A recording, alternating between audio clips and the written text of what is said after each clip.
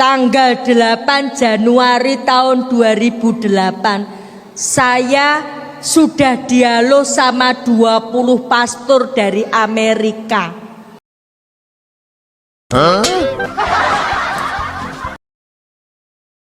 Saya sudah dialog sama 20 pastor dari Amerika.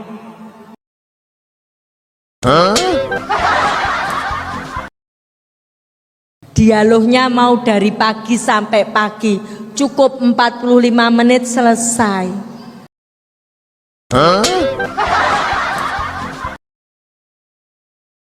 Dialognya mau dari pagi sampai pagi, cukup 45 menit selesai.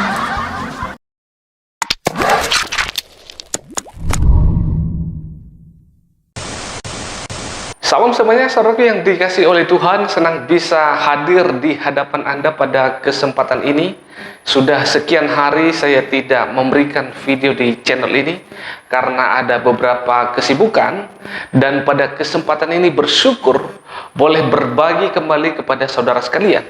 Baik, dalam bagian ini ada hal yang menarik yang akan saya share kepada saudara sekalian, di mana ada seorang ustazah yang berceramah di depan begitu banyak jemaah. Dia mengatakan bahwa dia pernah berdebat kepada pastor Kristen sebanyak 20 orang yang datang dari Amerika ke Indonesia.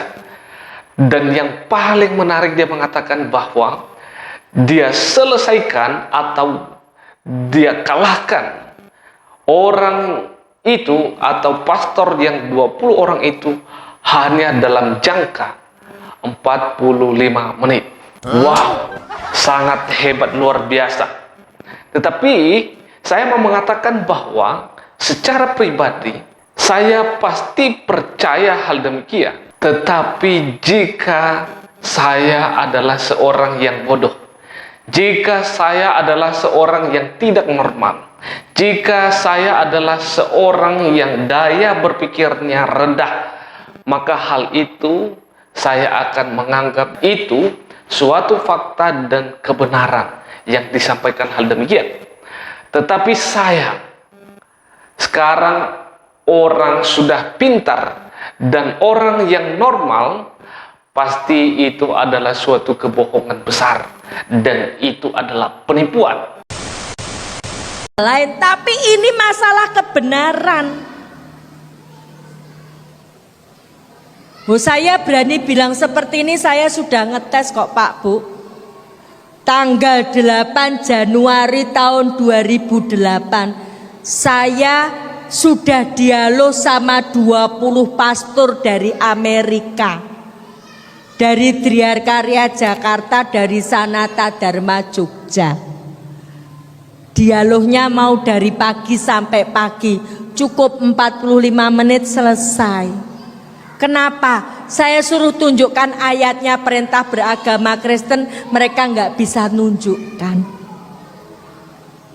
Karena tidak ada di dalam Alkitab atau disebut Bible, Allah maupun Yesus tidak pernah nyebut Kristen tuh, nyebut saja nggak pernah nyebut, nggak pernah nyebut. Apalagi memerintahkan, apalagi mengajarkan.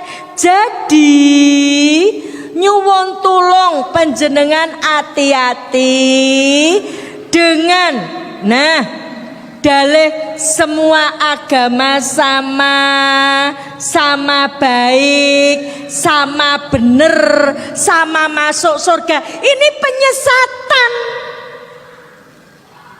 Banyak pejabat di Indonesia ini jadi penjahat akidah. Ceramah bilang, mari kita ciptakan suasana yang kondusif. Umat Islam jangan fanatik, semua agama sama, sama baik, sama bener, sama masuk surga. Kuwi rak karepe pejabate. Dia belum pernah jadi Kristen. Saya yang jadi Kristen dari lahir sampai umur 37 tahun mencari kebenaran di dalam Alkitab. Itu Allah tidak pernah nyebut Kristen, itu tidak pernah. Allah tidak pernah nyebut Kristen. Ya. Apalagi memerintahkan kon dadi Kristen, tidak ada ayatnya. Ya. Tidak ada.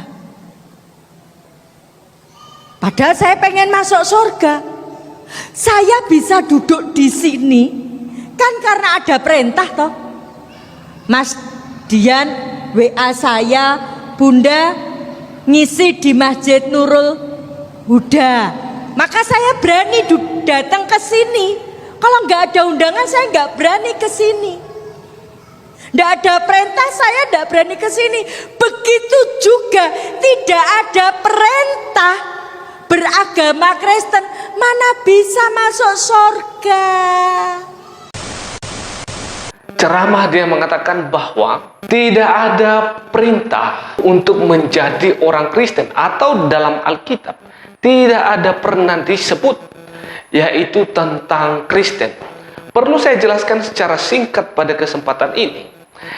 Ibu, Kristen itu adalah artinya pengikut Yesus atau orang yang sudah percaya kepada Tuhan Yesus, atau orang yang sudah diselamatkan oleh anugerah keselamatan yang diberikan oleh Tuhan Yesus secara cuma-cuma. Maka dia disebut sebagai orang Kristen. Paham ya? Tetapi itu juga kamu keliru, dan itu sangat salah jika kamu mengatakan bahwa di dalam Alkitab atau di dalam Bible tidak ada satu kata pun tentang kata Kristen. Saya akan bacakan kepada saudara semua, yaitu yang terambil dari Kisah Para Rasul pasal 11 ayat yang ke-26, berkata demikian. Mereka tinggal bersama-sama dengan jemaat itu 1 tahun lamanya, sambil mengajar banyak orang. Di Antiokhia lah murid-murid itu untuk pertama kalinya disebut Kristen.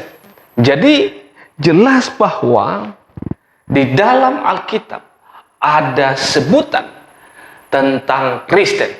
Jadi makna atau pengertian dari Kristen itu adalah orang yang sudah percaya dengan Kristus atau sebagai pengikut Tuhan Yesus. Maka dia disebut sebagai Kristen.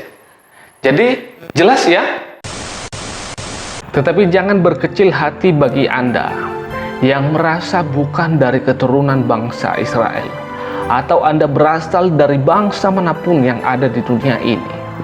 Ada kabar baik untuk Anda pada hari ini. Ada kabar gembira untuk Anda yang boleh mengubah hidup Anda, memberikan engkau damai sejahtera, dan yang paling penting adalah memberikan engkau jaminan hidup kekal. Siapa dia? Dia adalah Tuhan Yesus Kristus yang telah datang ke dunia, berinkarnasi, mengambil rupa manusia, dan sebagai misi utamanya adalah menyelamatkan umat manusia yang telah rusak oleh karena dosa. Dan dia telah mati di atas kayu salib yang sebagai tebusan dosa manusia itu, yaitu dia menyelamatkan saya dan juga saudara. Maka dengan itu percayalah kepadanya, terima dia sebagai satu-satunya juru selamat Anda. Maka dengan demikian Anda akan memperoleh hidup yang kekal. Maka mulai dari sekarang ambil keputusan, terima dia sebagai satu-satunya juru selamat Anda. Maka saya percaya jaminan keselamatan itu Anda juga memperoleh seperti saya memperolehnya. Tuhan memberkati kita semuanya. Shalom.